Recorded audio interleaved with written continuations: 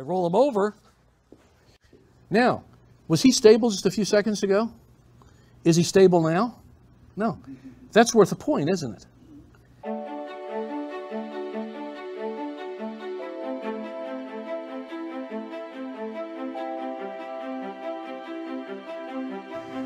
Everyone, thanks for coming to our seminar today on freestyle judo officiating.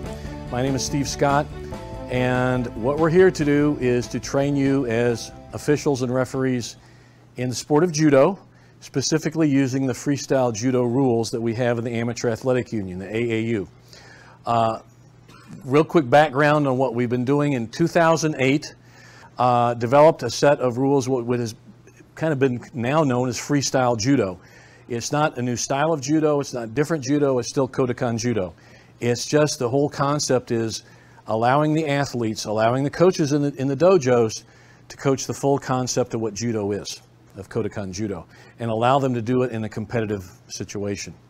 And so we had to look at how the rules, often people coach based on the rules of the sport, which isn't always a good idea when you're teaching judo as a physical education, but judo as a sport, we wanted to provide a vehicle, a tool, so that coaches could coach all the phases of judo and allow the kids or adults, whomever is competing, to do it on the mat. So we have a set of rules that will allow this.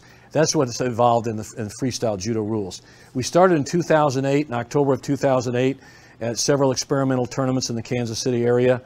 And then in 2009, we said, we'll launch this, give it a shot nationally. The AAU has been very good to us in giving us support. They provide the insurance, and through their AAU Judo Committee, Norm Miller's the national chairman, been very supportive to what we're doing. So we want to thank them for that.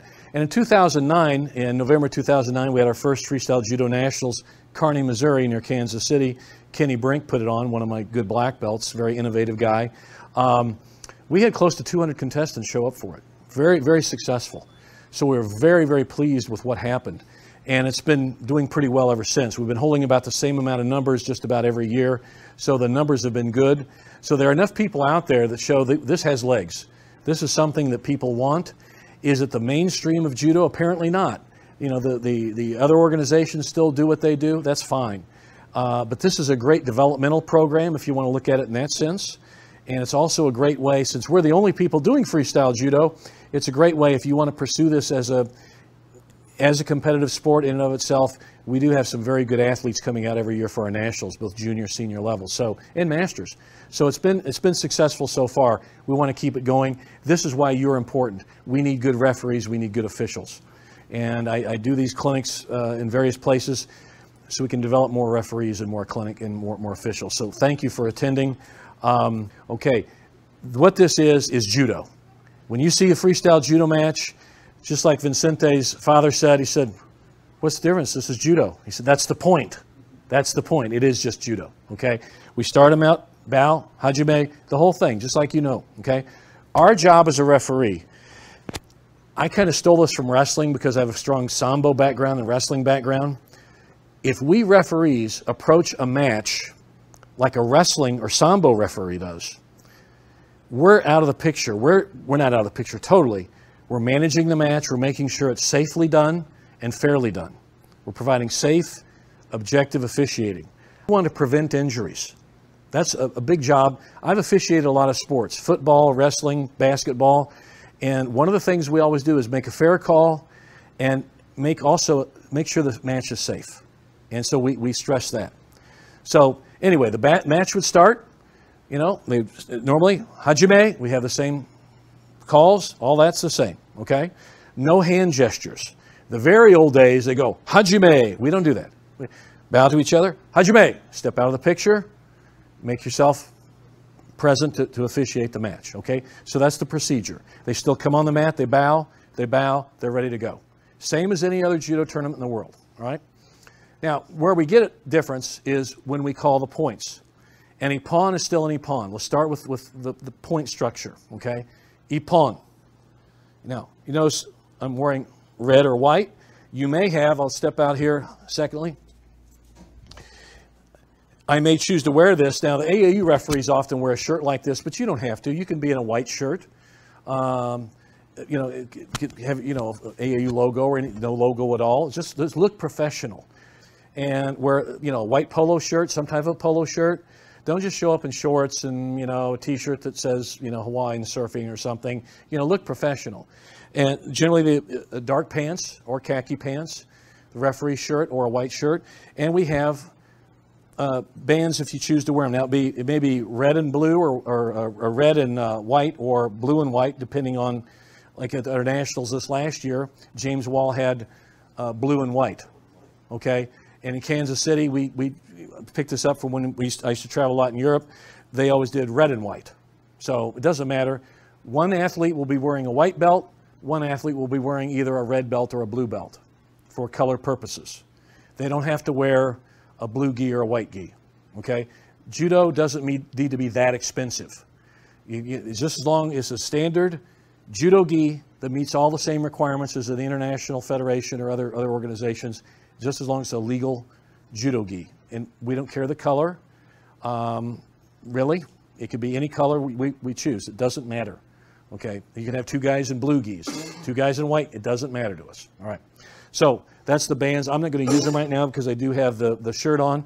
But if I didn't have the shirt or I chose to wear it, I might have a red band and a white band, all right? So we have that.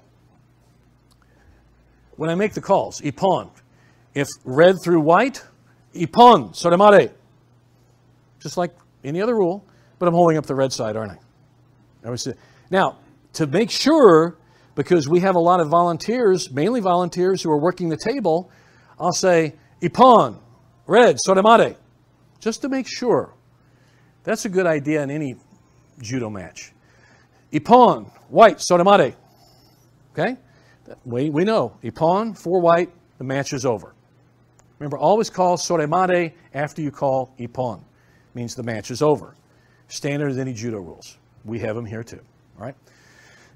Now, around the match, around the mat, instead of two judges sitting, and how many times have we seen a judge fall asleep, even at the international level, I can tell you I've seen it, falling asleep in his chair.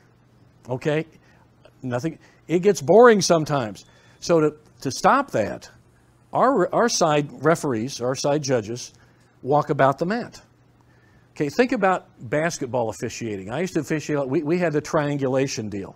You know, if three of us are working, or another, me and another official working, I never block his view.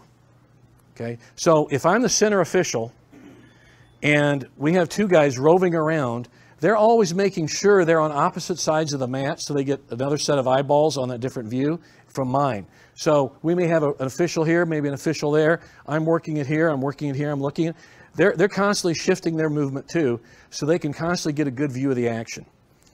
That's for safety, and that's for objectivity. I have three sets of eyeballs working here, and we're all getting a different view, but we're all looking at the same thing, okay? So that really does help in calling a better match and calling a safer match, okay? Yes, Jerry? If I'm not mistaken, some of the side officials at the Freestyle Nationals this year got a little excited, or actually on the mat. Yes, and they heard from me. So can you point out where... Great point. Remember, I'm the guy in the center. I'm still calling the match. That's my responsibility and authority, okay? The two side roving officials, they don't make the calls. Now, if they disagree with the call, they can come in and you know, they don't have to make a big deal of it. If I don't see them, they can come up and tap me and say, you know, first, let's say you and another person are the side judges roving about, and I call, you know, Wazari or 4 points, and you think, no, it's ippon, okay? And you want to overrule me. Well, that's still the rule of three. We'll overrule. And you look at the other side, judge, oh, it was ippon, okay. So, and I'm going on, I'm thinking it's Wazari. You would come up and approach to me and say, hey, Steve, we overruled you. We think ippon. Okay, it's ippon. Best 2 out of 3. Then I'll act appropriately. That's when you can come on and say something as a side official. But newer officials tend to get excited and they call out and they, oh, 4 point, whatever it may be, or they'll call an order, mate. No, don't interfere with the center official. That's my job. And yeah, they did hear about that when they did that. And that happens to new officials, okay? And does that answer your question? Yeah. Okay. So further on. So now you have your choice. Ippon is Ippon, still going to be called Ippon. But now when we get to the world of Wazari, okay, Wazari. Now remember, we know traditionally Wazari is from here, Wazari, okay? Now, we start out, instead of calling Wazari, now 2 Wazaris do not make Ippon in Freestyle Judo. It's just 4 points.